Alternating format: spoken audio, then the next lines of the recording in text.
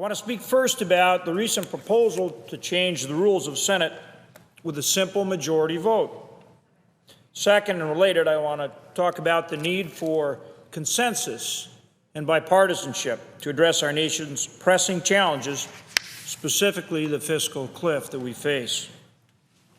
We must, and in fact we can, find consensus and agreement. We've done it before. We've done it in building a good, solid farm bill, which actually found $23 billion in savings towards the deficit. We did it in passing a strong highway bill that will strengthen our nation's infrastructure. And we did it most recently this week in working through a large and complex defense authorization bill that will keep our nation safer and more secure in these perilous times. It will take more of this kind of cooperation and consensus building to address the very real and substantial challenges facing our nation today. That is why I'm deeply concerned about a proposal floated recently by some members of the majority regarding the rules of the Senate. They propose to change the nearly 100-year-old Senate rule that requires a two-thirds majority to change the operating rules of the Senate. Our colleagues in the majority are proposing to use a simple majority vote to make the change. That's the issue here. The issue is the manner in which they plan to do it.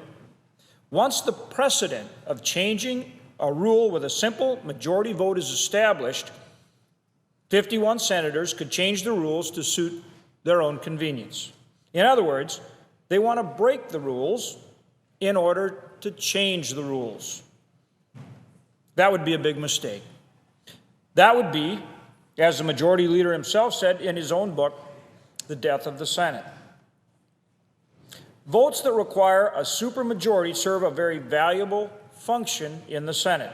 They encourage consensus, they encourage bipartisanship, and they make certain that the minority has a voice in the lawmaking of this body.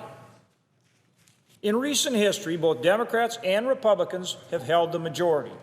In fact, it wasn't that long ago that the Democrats themselves were adamantly opposed to changing the rules of the filibuster.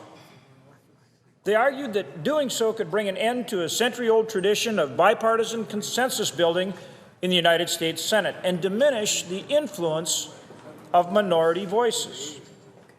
And the reality is we are now at a point in our history when bipartisanship and consensus is exactly what we need.